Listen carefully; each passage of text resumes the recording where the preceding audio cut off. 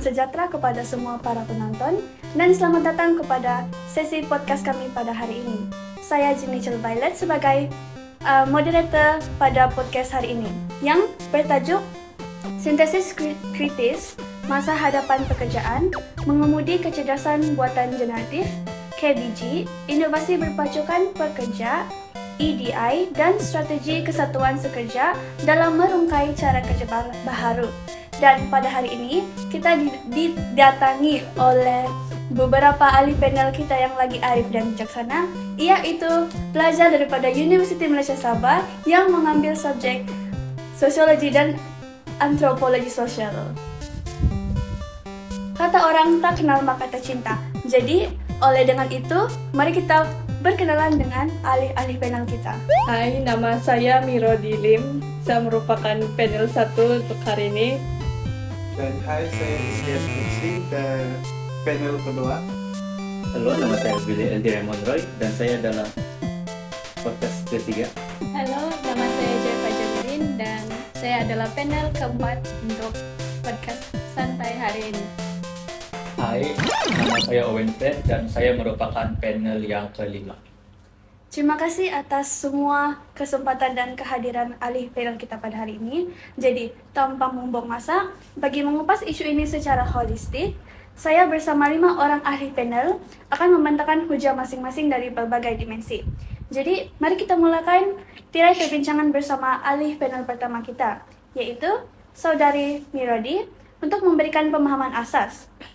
Bolehkah Anda jelaskan apakah sebenarnya konsep KBG ini dan mengapakah syarikat-syarikat yang besar masa kini kelihatan begitu gairah untuk mengintegrasikan teknologi ini ke dalam operasi mereka? Terima kasih saudari moderator. Baiklah, saya akan mulakan dengan menerangkan apakah yang dimaksudkan dengan kecerdasan buatan generatif atau KBG dalam konteks landscape cara kerja baharu ini. Secara ringkasnya, KBG ialah sejenis teknologi kecerdasan buatan yang bukan sekadar menganalisis data sedia ada, tetapi ia juga mampu menghasilkan kandungan baharu yang mirip hasil kerja manusia seperti teks, image, video, audio, dan juga kod komputer berdasarkan arahan atau yang lebih kita familiar dipanggil prompt yang diberikan oleh pengguna. Dan antara contoh KBG yang semakin meluas dan sering kita gunakan pada masa kini termasuklah ChatGPT, Gemini, Microsoft Copilot, dan Midjourney. Sebagai contoh, ChatGPT atau Gemini boleh membantu menghasilkan draft penulisan dan mengatur caraan, manakala Midjourney boleh menterjemah idea kreatif kepada image digital secara real time. Dan persoalannya, mengapa banyak syarikat gergasi kini berlumba-lumba untuk mengintegrasikan teknologi ini ke dalam operasi mereka? Dan antara sebab utamanya adalah demi kecekapan kos, kepantasan, dan lonjakan produktiviti. KBG mampu mengautomasikan tugasan rutin yang berulang, mempercepatkan pelaksanaan projek, dan memproses data berskala besar dalam masa beberapa saat sahaja. Sesuatu yang lebih jauh pantas berbanding kaedah tradisional. Sebab itulah kita dapat lihat company yang besar seperti Microsoft, mereka menggunakan Copilot dalam aplikasi harian seperti Word dan Excel, manakala Google pula membangunkan Gemini, dan syarikat seperti Amazon dan Netflix turut menggunakan keupayaan AI untuk menganalisis data tingkah laku pengguna demi memberikan perkhidmatan yang lebih personal. Oleh itu, jelaslah bahawa KBG bukan lagi sekadar tren suka-suka, sebaliknya ia telah menjadi pemacu teknologi penting yang sedang mengubah cara organisasi beroperasi. Namun, adakah transformasi digital ini membawa kebaikan semata-mata kepada pekerja? Saya serahkan kembali kepada moderator untuk panel seterusnya. Terima kasih atas pandangan daripada Saudari Mirodi. Itu merupakan penjelasan konseptual yang sangat jelas. Dan kalau kita dengar berdasarkan ulasan tadi, jelaslah bahawa KBG diaplikasikan oleh entiti korporat besar demi memburu kecekapan optimum dan mengekalkan daya saing di pasaran. Bagi menyambung momentum impact positif ini, saya ingin beralih kepada Saudara Izat pula. Dalam konteks operasi perniagaan dan teknologi maklumat, kita sering mendengar tentang pemerkasan productivity melalui sistem seperti EDI ataupun yang dikenali sebagai Electronic Data Interchange dan inovasi berasaskan pekerja. Saudara Yat, bolehkah Anda huraikan dengan lebih lanjut bagaimanakah proses argumentation atau pengeluaran berskala besar melalui KBG ini memberikan manfaat yang cepat kepada organisasi serta membantu pekerja mempelajari kemahiran baru? Oke, Silakan. boleh. Terima kasih, moderator. Untuk menjawab persoalan ini, kita perlu melihat KBG bukan sebagai pengganti, tetapi sebagai instrumen augmentation, yaitu peluasan keupayaan manusia. Dari sudut organisasi, impak paling ketara adalah lonjakan productivity berskala besar. Sebagai contoh, melalui integrasi teknologi seperti EDI atau Electronic Data Interchange, pertukaran data dan dokumentasi perniagaan yang dahulunya memakan masa kini diotomasikan secara nyata laju. Ini meminimumkan ralat manusia dan mempercepatkan kitaran operasi. Namun nilai tambah yang paling kritikal sebenarnya berlaku pada peringkat individu. Apabila tugas-tugas rutin dan berulang ini diambil alih oleh algoritma, pekerja dibebaskan daripada beban kerja mekanikal. Disinilah wujudnya ruang untuk learning new skills atau peningkatan kemahiran. Pekerja boleh mengalihkan fokus mereka kepada penyelesaian masalah yang kompleks, pemikiran kritikal dan kecerdasan emosi. Perkara yang tidak boleh direplika oleh mesin. Lebih menarik lagi, transisi ini memangkin apa yang kita panggil sebagai employee driven innovation atau inovasi berpandukan pekerja. Apabila pekerja dilengkapi dengan alat KBG yang canggih, mereka sendiri akan menemui cara baru untuk mengoptimumkan proses kerja di jabatan masing-masing. Jadi kesimpulannya, argumentasi yang tepat tidak menjadikan manusia usang, sebaliknya ia akan boleh mengangkat peranan pekerja daripada sekadar pelaksana tugas pada pemacu inovasi strategik organisasi. Terima kasih. Itu merupakan satu kupasan yang sangat bernas daripada saudara Yat. Jadi ini bermakna apabila proses menambahkan atau argumentasi berlaku dengan betul, ia berupaya melahirkan satu sinergi yang positif antara kecakapan teknologi dan kreativiti manusia. Namun begitu, di sebalik kegairahan daripada productivity dan inovasi ini, wujud satu sisi gelap yang mula menghantui tenaga kerja manusia, yaitu landscape perubahan yang mendadak ini mencetuskan satu fenomena psikologi dan sosioekonomi dalam kalangan pekerja. Jadi, bagi mengulas isu ini, saya menjemput Saudara Billy. Bolehkah Saudara Billy memperincikan risiko-risiko utama yang dihadapi oleh pekerja masa kini, terutamanya yang berkaitan dengan keresahan otomasi, penggantian posisi kerja, dan juga serta isu ketidakamanan kerja ya? Oke, baik. Terima kasih saya ucapkan kepada moderator kami. Oke. Walaupun AI ini membawa banyak manfaat kepada organisasi, tetapi terdapat juga beberapa risiko yang perlu diberi perhatian, khususnya dari perspektif pekerjaan. Antara risiko utama ialah automation anxiety, job replacement, dan job insecurity.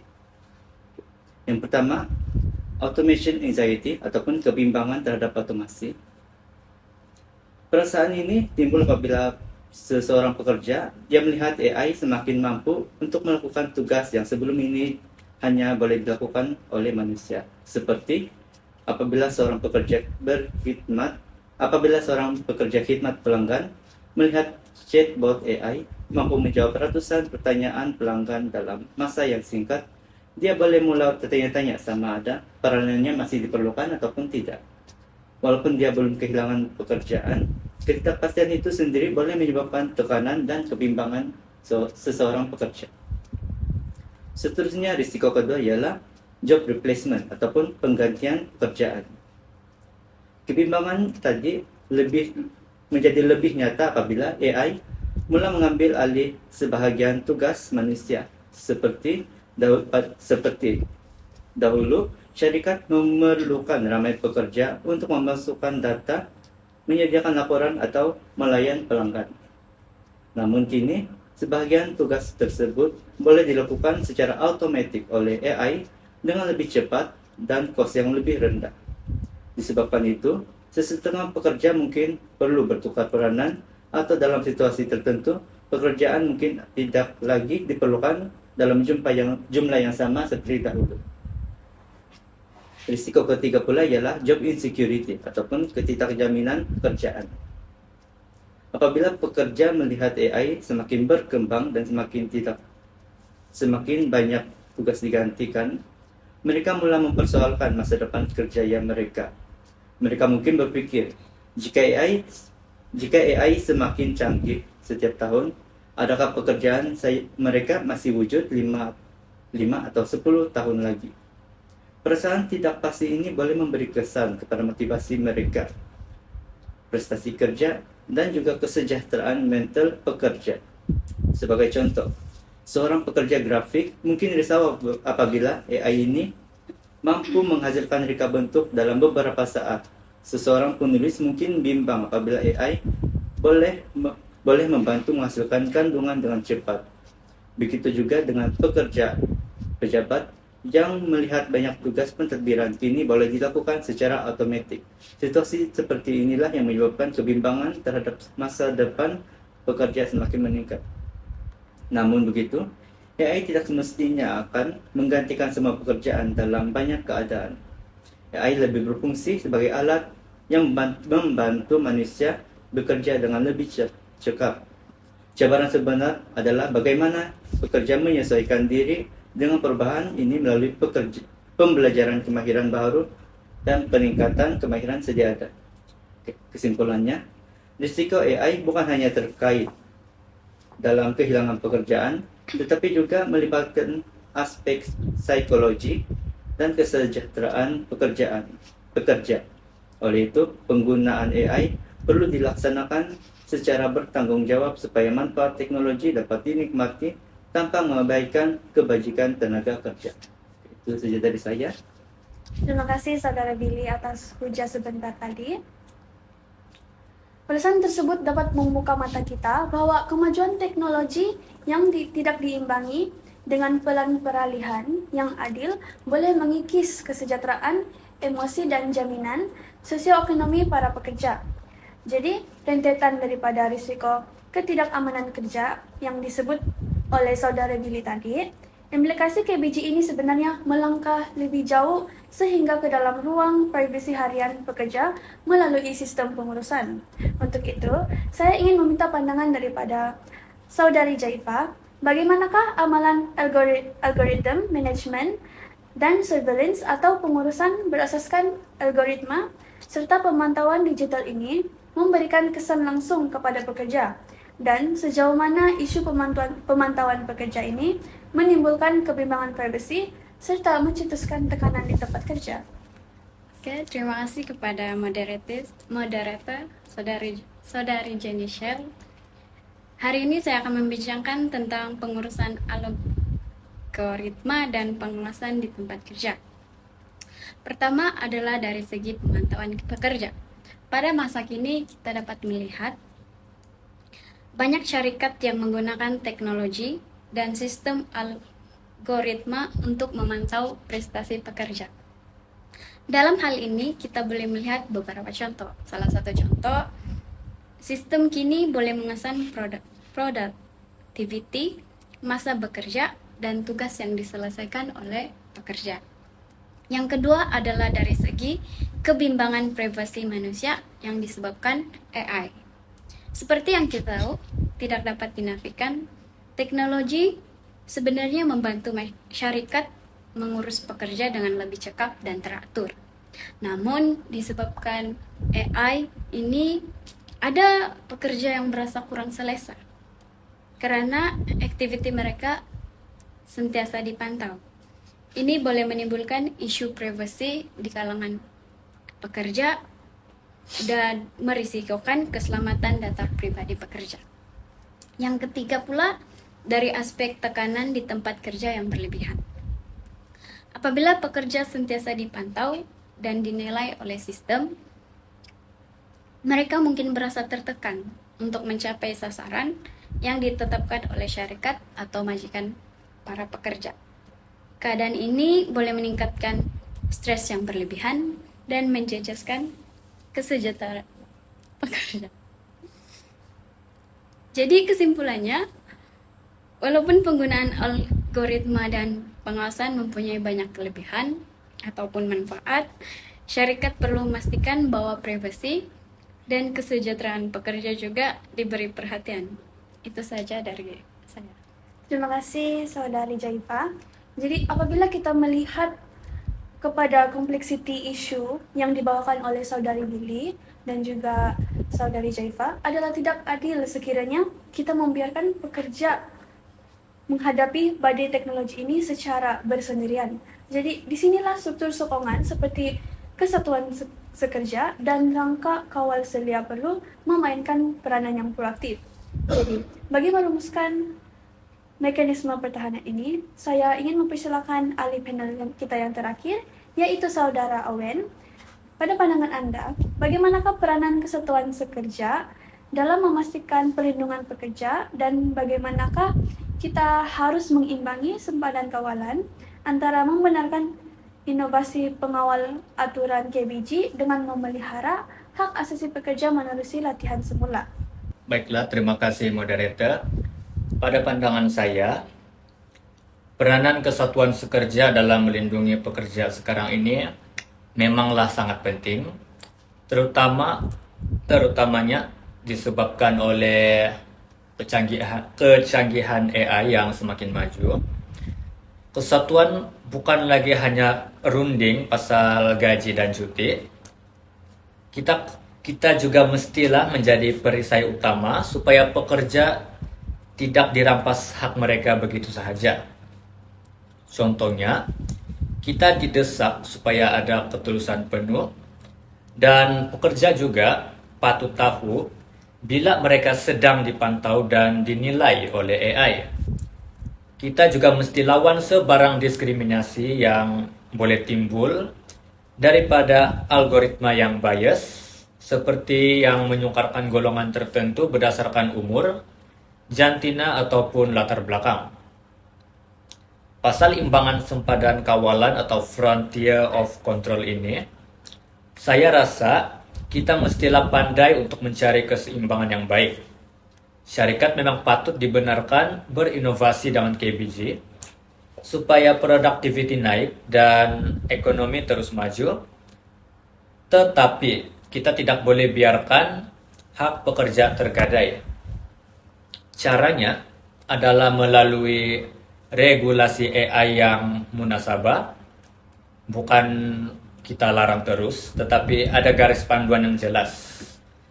Syarikat kena buat penilaian risiko sebelum guna AI secara meluas, dan keputusan penting mesti ada pengawasan dari manusia dan bukannya dari AI itu sendiri.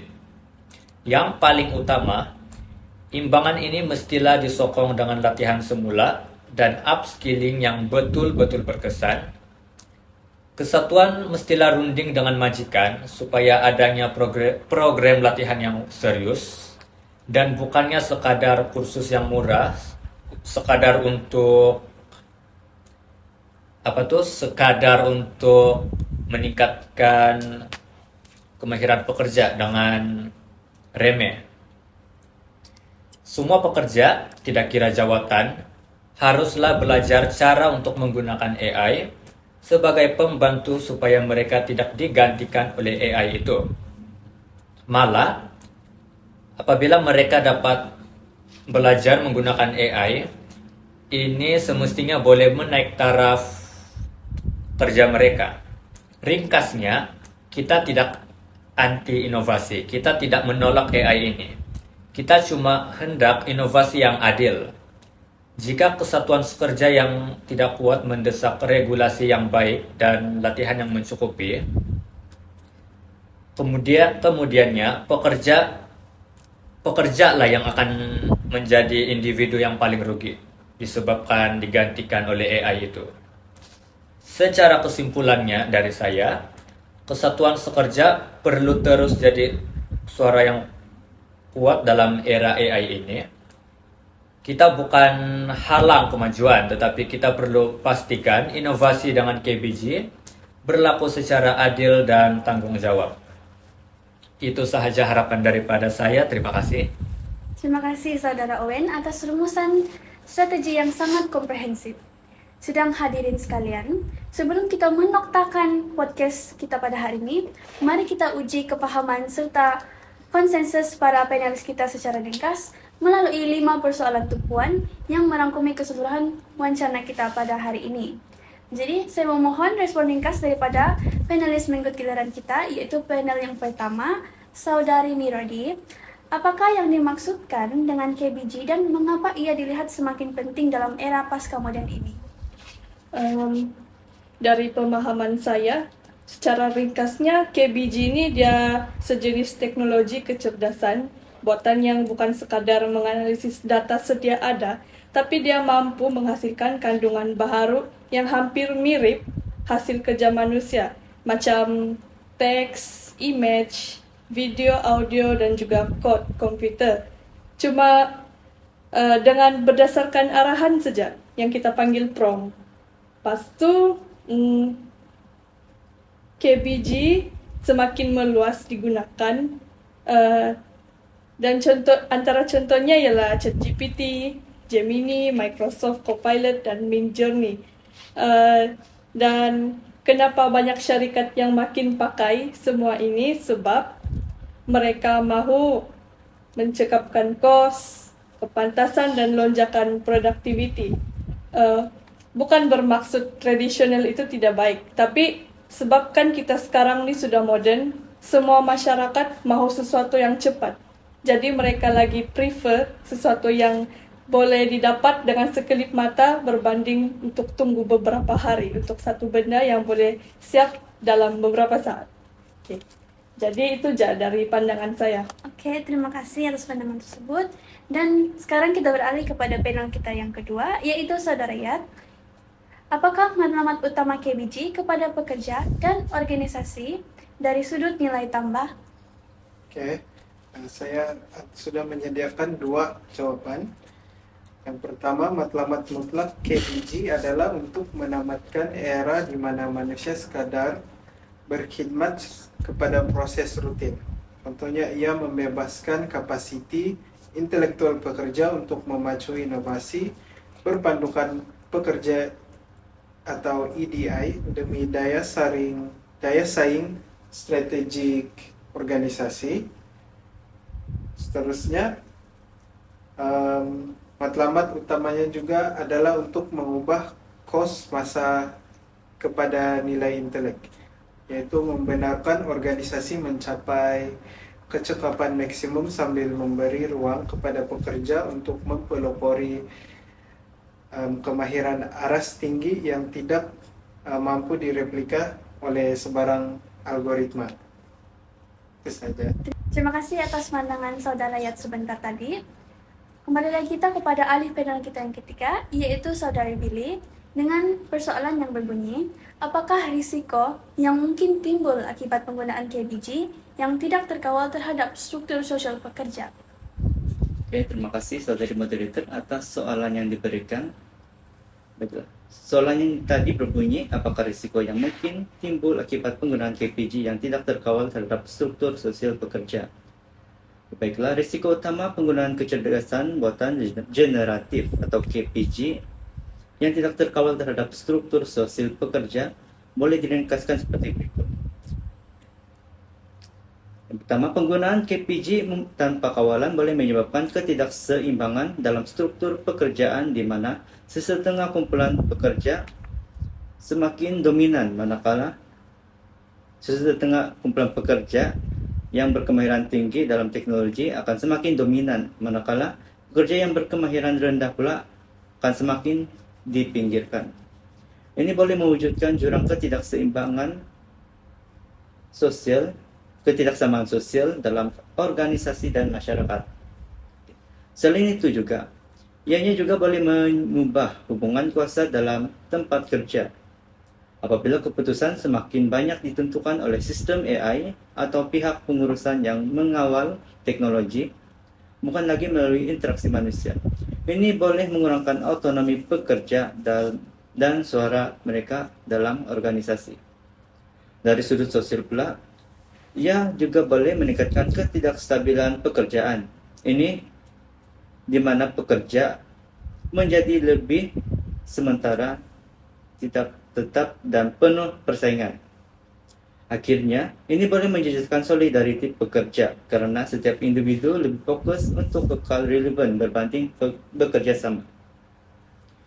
Kesimpulannya, jika KPG tidak terkawal dengan baik, ia bukan saja memberi kesan kepada pekerjaan, tetapi ia juga boleh mengubah struktur sosial pekerja kepada lebih tidak seimbang, lebih kompetitif, dan kurang stabil. Itu saja dari saya. Terima kasih ahli panel kita yang ketiga. Dan soalan yang seterusnya berbunyi, bagaimanakah pengurusan algoritma dan pemantauan digital secara reality mempengaruhi psikologi pekerja di lapangan? Dan soalan ini akan diberikan kepada ahli panel kita yang keempat, yaitu Saudari Jaifa. Terima kasih kepada moderator. Pada pandangan saya, cabaran utama KBG dalam aspek pengurusan ini ialah apabila teknologi ini digunakan secara berlebihan untuk memantau pekerja.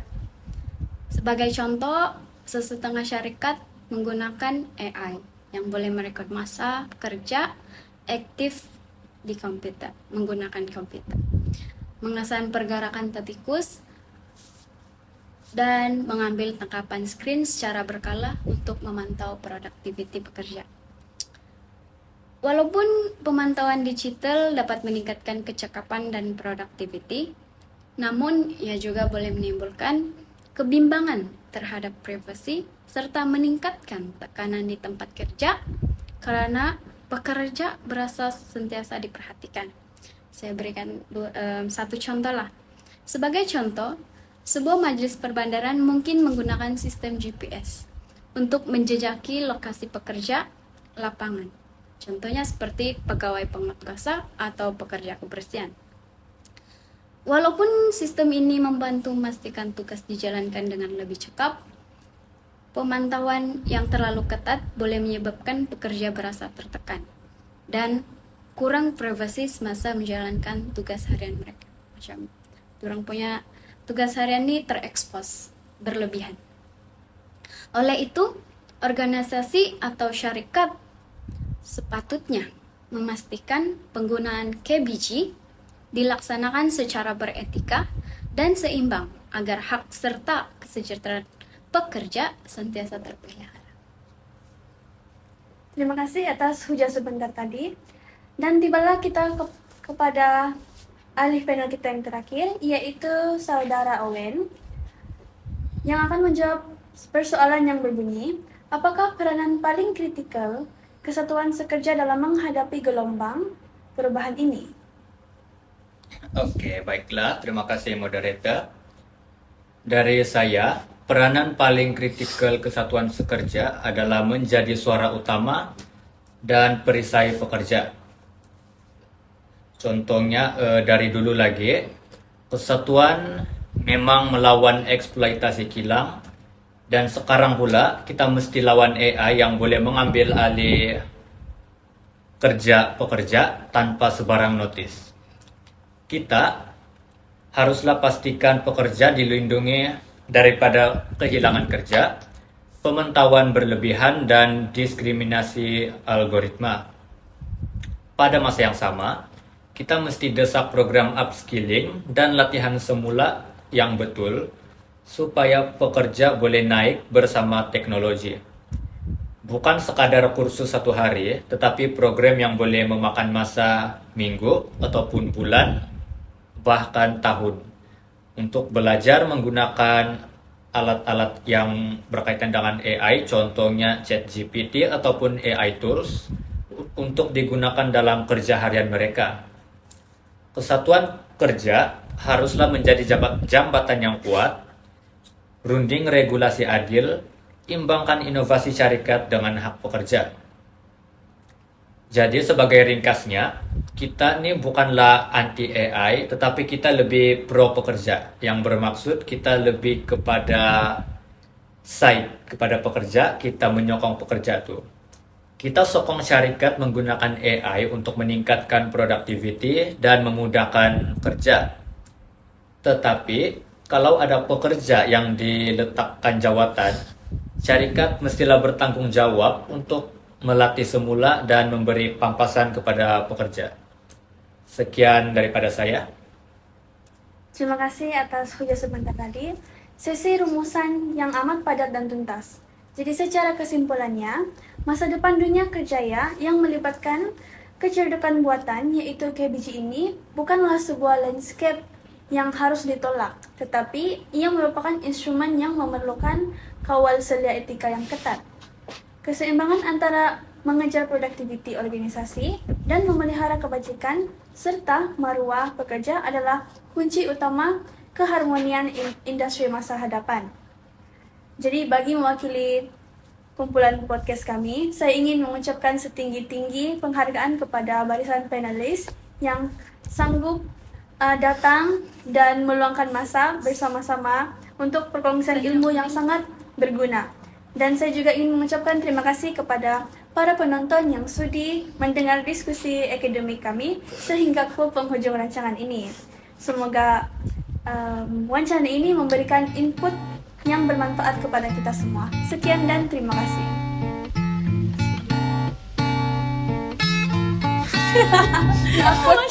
Wadah.